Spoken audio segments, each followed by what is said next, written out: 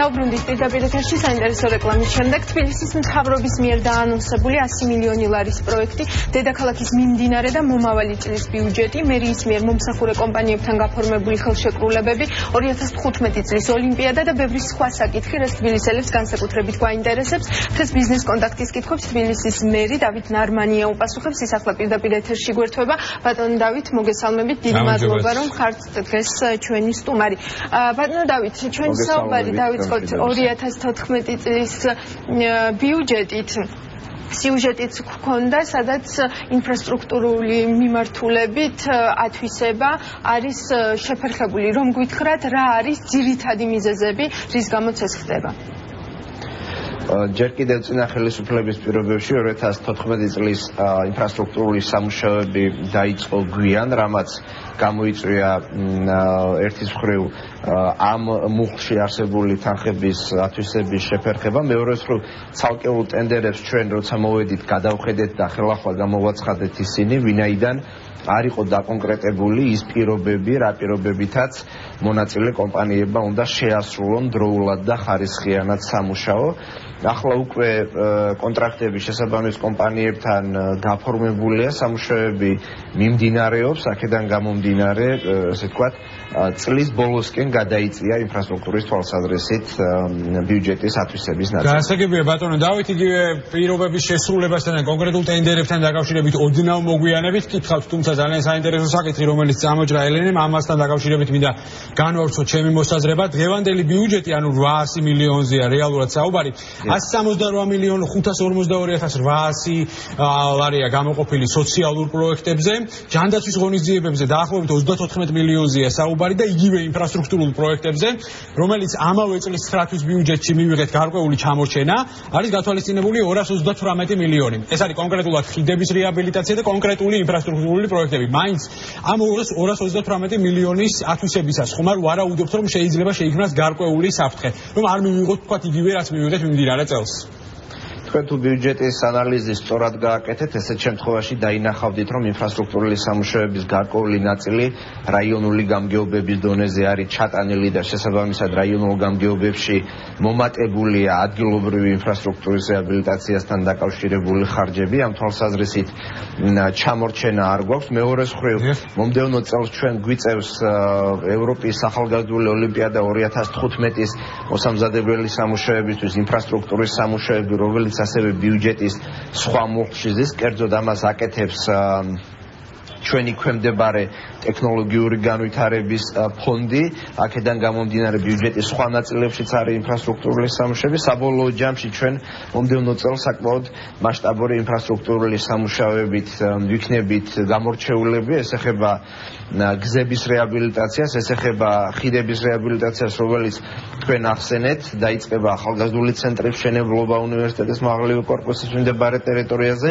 მიუსაფართა თავშესაფრის მშენებლობა, ასე რომ ინფრასტრუქტურული თვალსაზრისით საკმაოდ აქტიური წელი იქნება. ჩვენ რომ მეტი დაფინანსება გქონდეს, ანუ ამ შემთხვევაში მეტი შემოსავლების მიღების შესაძლებლობა, რა თქმა უნდა, მეტ თანხას მიმართავდით ინფრასტრუქტურის რეაბილიტაციაზე, ამიტომ ნებისმიერი დამატებითი შემოსავალი, რომელიც ჩვენ შეიძლება გაგვიჩნდეს მომდევნო წლისთვის, რა თქმა უნდა, დამატებითი ინფრასტრუქტურული პროექტების დაფინანსებაზე იქნება მიმართული. და რა სახით შეიძლება ეს დამატებითი შემოსავლები გაჩნდეს თქვენ 2014 წლის ბიუჯეტისთვის, მაგალითად იგივე 30 მილიონის კრედიტის აღებაზე უარი თქვით, თუმცა დაუშვათ თუ გავითვალისწინებთ, რომ იგივე ოლიმპიური სოფლის მშენებლობისთვის 2015 წელსაც დაგჭირდებათ თანხების მობილიზება, ხომ არ ფიქრობთ, რომ ამ საკრედიტო ხაზს მაშინ მომავალ წელს გამოიყენებთ? საკრედიტო ხაზის გადატანაზე ჩვენ ვფიქრობთ, თუ მოგვეცემა ამის თაობაზე თანხმობა ცენტრალური ხელისუფლებიდან. ყოველ შემთხვევაში ჩვენ წინადადება დაყენებული გვაქვს და ვნახოთ თანხმობას მივიღებთ თუ არა. თუ ამის თანხმობა იქნება, ნამდვილად ჩვენ მოგვეცემა საშუალება, რომ ძალიან იაფი ფინანსური რესურსით გრძელვადიანი კაპიტალის შევქმნათ, ანუ ამ შემთხვევაში შევქმნათ მინიმუმ 10 წლიან მოხმარებაზე გათვლილი ინფრასტრუქტურული პროექტები, მაგრამ გარდა ამისა ჩვენ ვარაუდობთ, რომ ადმინისტრირება გაუმჯობესდება და ასევე გვაქვს ცალკეულ დონორ ორგანიზაციებთან მოლაპარაკებები, რომლის საფუძველზეც შესაძლოა რამდენიმე მილიონით გაიზარდოს ბიუჯეტის ნაწილი. იმედია ამ დონორების ესე ვთქვათ მოწოდებული თანხების ათვისება არ გართულდება, როგორც ეს რეალურად ხდება, როგორც მე ძალიან კაფიოდ მინდა განგიმარტოთ თქვენს და სხვებსაც, ვინც ამ ნაწილთან დაკავშირებით სკეპტიკურად არის განწყობილი. თანხების ხარჯვას აქვს თავისი წესი. თუ ჩვენ ამ წესს არ დავიცავთ, გაჩნდება ასე ვთქვათ არარაციონალურად თანხების ხარჯვის შემთხვევაში ცუდი პრეცედენტები. ჩვენ გვინდა რომ შესაძლებლობის კანონმდებლობის დაცვით მივიღოთ ხარისხიანი და გრძელვადიან პერიოდზე გათვლილი ინფრასტრუქტურა და შესაბამისად ამ მეთოდით და ამ მიდგომებით მუშაობთ. ჩვენ შეგვიძლია უფრო მარტივი პროცედურებითაც გავაკეთოთ ეს ყველაფერი, არც ხარისხს არ დავაკვირდეთ, მაგრამ ესეთ შემთხვევაში ფული იქნება წყალში ჩაყრილი, ამიტომ ნახოთ როგორ განვითარდება ტექნოლოგიები. ბატონო დავით, მე მაინტერესებს ჩვენ განვიხილეთ კონკრეტული პუნქტები, კონკრეტული მიმართულებები. თუმცა მე მაინტერესებს იგივე აქცენტები კეთდება რა თქმა უნდა სოციალურ პროექტებზე, ჯანდაცვაზე, ინფრასტრუქტურულ პროექტებზე, მაგრამ მაინც მაინტერესებს ბიზნესის განსავითარებლად, მცირე და საშუალო ბიზნესს გულისხმობს სტარტაპებს. არის თუ არა გათვალისწინებული კონკრეტული თანხა იგივე ამ მიმართულებების განსავითარებლად?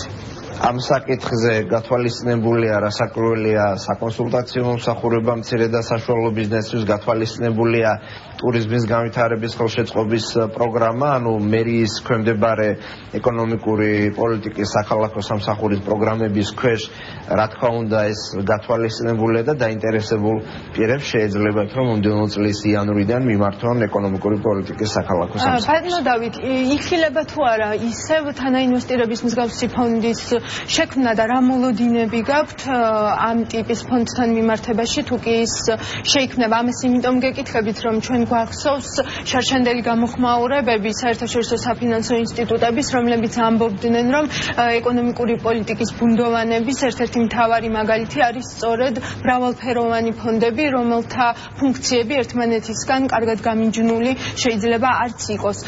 რით იქნება განსხვავებული ეს ფონდი და რას გააკეთებს?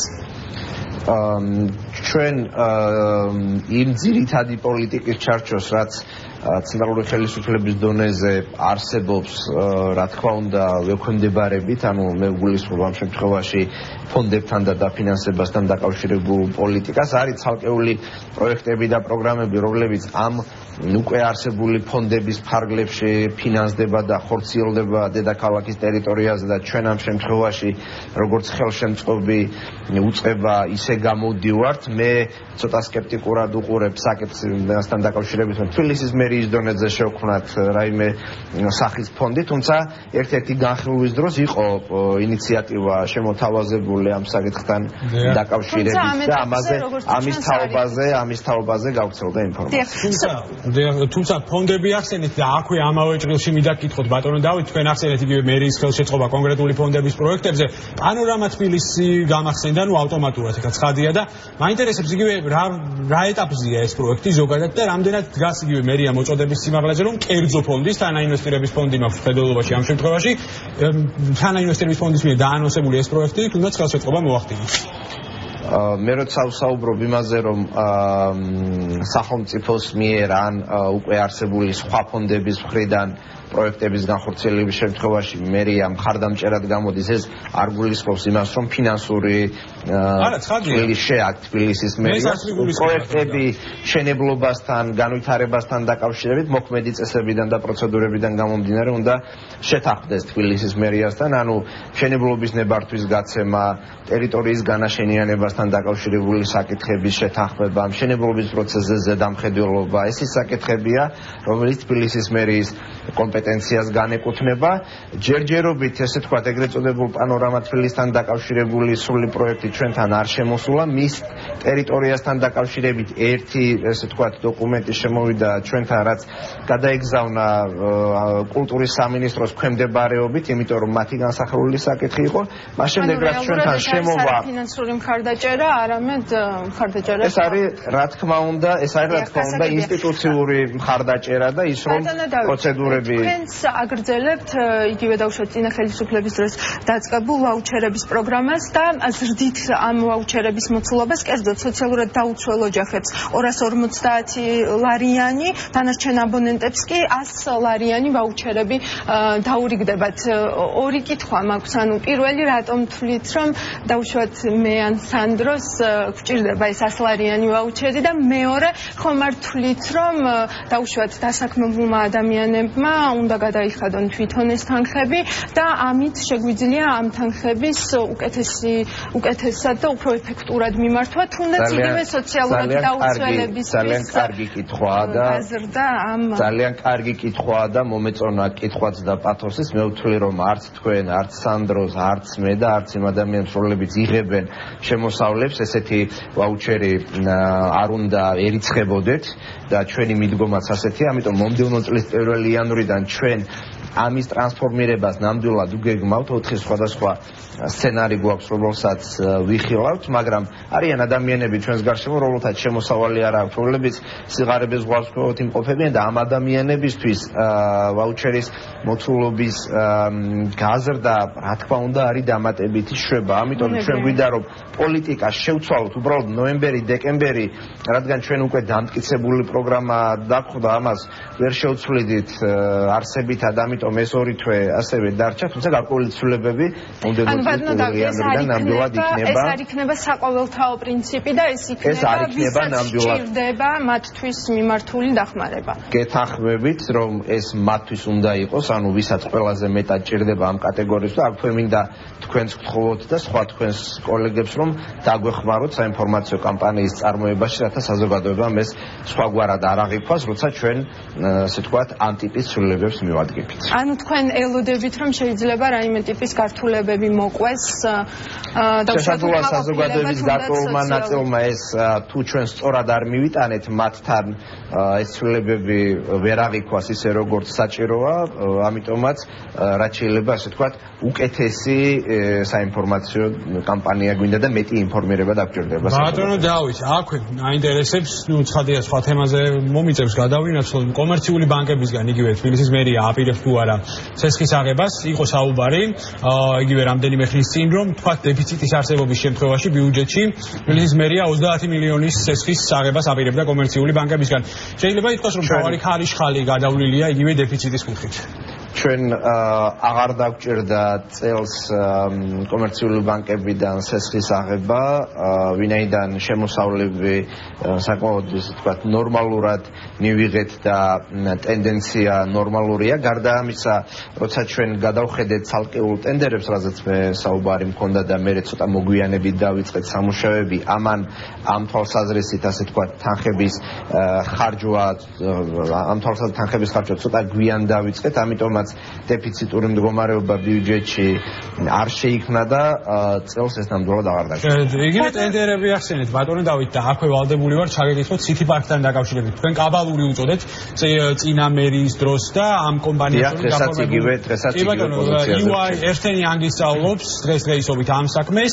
მაინტერესებს რა ხდება არის თუ არა რაიმე სიახლე კონკრეტულად City Park-თან მიმართებაში. და უბრალოდ განვავსებ გამოლოდინები გაქვთ ამ დასკვნასთან დაკავშირებით და რა მოხდება იმ შემთხვევაში თუ კი დასკვნა რეალურად თქვენს მოლოდინებს არ დაემთხვევა.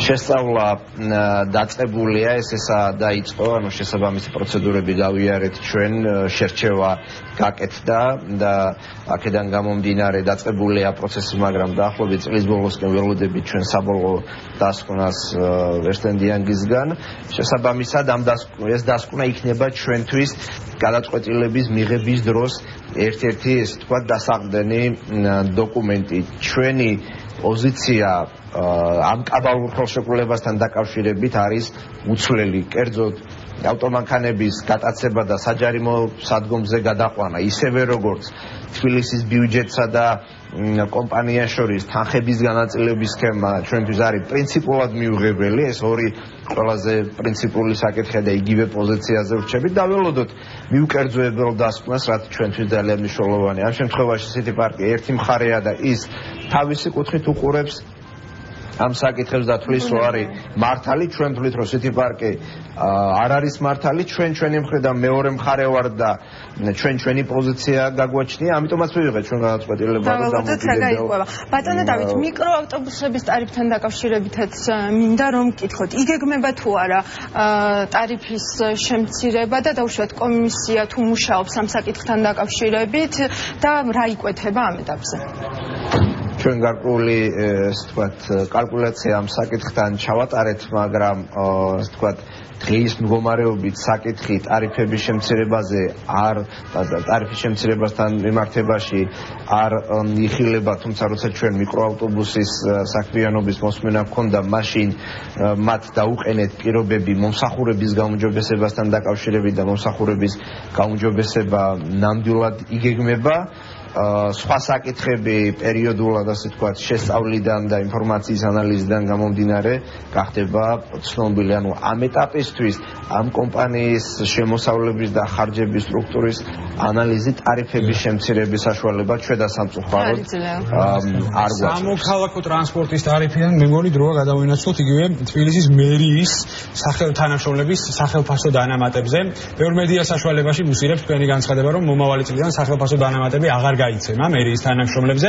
ასევე ამ მოსაზრებას გამოუჩნდნენ სკეპტიკოსები. მე არ მითქვია, რომ დანამატები არ გაიცემა, მე ვთქვი, რომ იქნება წესი და ამ წესის საფუძველზე დარეგულირებული ცენტრალურმა მთავრობამ გააკეთა. ცენტრალური მთავრობა საქმე ბატონ დავით, ანუ გამოუჩნდნენ ამ მოსაზრებას სკეპტიკოსები უკვე და ისინი ვარაუდობენ, რომ ავტომატურად გამოიწვევს მერიის თანამშრომელთა ხელფასების ზრდას, თუნდაც აი ეს წესი, რაზეც თქვენ ახლა საუბრობთ. მე ვფიქრობ, რომ ადამიანები პრობლემებით მუშაობენ სისტემაში, რომელსაც გააჩნიათ საკმაოდ დიდი პასუხისმგებლობა, მათი ანაზღაურება უნდა იყოს ადეკვატური იმისათვის, რომ ეს ადამიანები მერიის სისტემიდან სხვა სექტორებში არ გადავიდნენ, სადაც უფრო მაღალია ანაზღაურება, იგივე ძალიან ბევრ კერძო სექტორში, ძალიან ბევრ საერთაშორისო ორგანიზაციაში და ასე შემდეგ.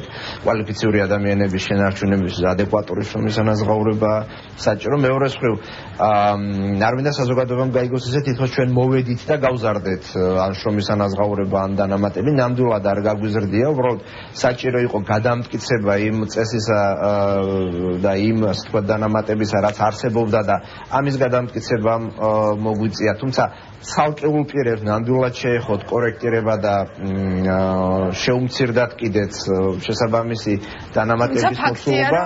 მესამე მნიშვნელოვანი ის, რომ 2015 წლის ბიუჯეტი ჩვენ არ ვზრდით 2015 წლის ბიუჯეტი არ ვზრდით შრომის ანაზღაურების მოსულობას, ანუ დაახლოებით რაც იყო იმ ფარგლებში არსებული ასიგნების ფარგლებში ექნებათ ადამიანებს. ბატონო დავით, სამეფო ბაგების 100 მილიონიან პროექტზეც მინდა რომ რასთან დაკავშირებით უკაცრავად? სამეფო ბაგების პროექტი 100 მილიონიანი პროექტი არის და რეალურად ანუ რა პროექტია საუბარი იქნება ცოტა მეტი ინფორმაცია მითხრა. ანუ საუბარი თავრობის ხდომაზე რომელიც გაცადა ეს თავრობის ხდომაზე დიახ ეკონომიკურმა საბჭომაც მოისმინა თუ სწორად ძველი თბილისის პროექტია რომელსაც ასევე სკეპტიკოსების გამოუჩნდნენ იგივე თბილისის ამქარი ერთ-ერთი მოწინააღმდეგეა ამ პროექტის. გასაგები ანუ ეგრეთ წოდებული მირზა შაფის პროექტი. მირზა შაფის ქუჩა, კი ბატონო. დიახ, კი ბატონო. ამასთან დაკავშირებით ჩვენთან იყო შემოსული პროექტი განსახილულად.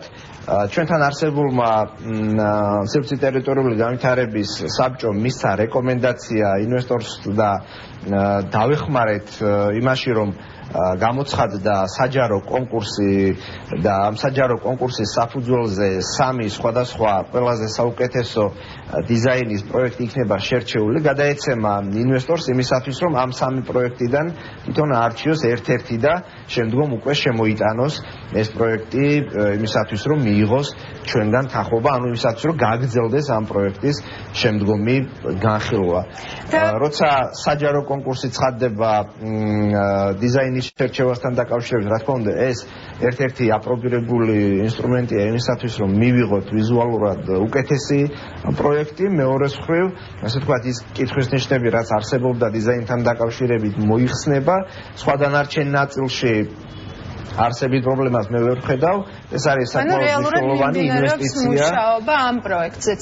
ბატონო დავით და ბოლოს ლიბერტი ბანკის საქმესთან დაკავშირებითაც მინდა გკითხოთ, თქვენ ხელშეკრულებით იყავით უკმაყოფილო, თუმცა ლიბერტი ბანკს არ ადანაშაულებდით ამ ხელშეკრულებაში და დოკუმენტაცია სამართალდამცავი უწყებებისთვისაც უნდა გადაგეგზავნათ. გადააგზავნეთ თუ არა და ზოგადად რა ეტაპზეა ეს? დოკუმენტაცია გადაგზავნილია, რასაკვირველია, მაშინ გადაიგზავნა დოკუმენტაცია და მიმდინარეობს ამ ამასთან დაკავშირებით შესწავლა. ჩვენ ძირითადი პრეტენზია, როგორც მაშინ თქვით, გვაქვს იმ ადამიანებთან, რომლებმაც თანხმობა განაცხადეს ესეთი პირობით ბანკთან ურთიერთობაზე, მაშინ როცა თვლით რომ და სამართლიანად თვლით რომ კონკურსის ჩატარების შემთხვევაში შესაძლოა უკეთესი პირობები მიეღო მერიას და შესაბამისად მეტი შემოსავალი ყოფილიყო მობილიზებული თბილისის ბიუჯეტში. ბატონ დავით, ძალიან დიდ მადლობას მოგახსენებთ, რომ მიღავით დღეს ჩვენი სტუმარი. იმედს დავიტოვებთ, რომ ჩვენი სტუმარი კიდევ არაერთხელ იქნებით. მაყურებელს კი შევახსენებთ, თბილისის მერი ბატონი დავით ნარმანია პასუხობდა ბიზნეს კონტაქტის კითხვებს. ეხლა კი ელენე, რეკლამის დროა. რეკლამის შემდეგ კი კვლავ ვართ ერთმანეთთან ბიზნეს კონტაქტზე. დაგველოდეთ.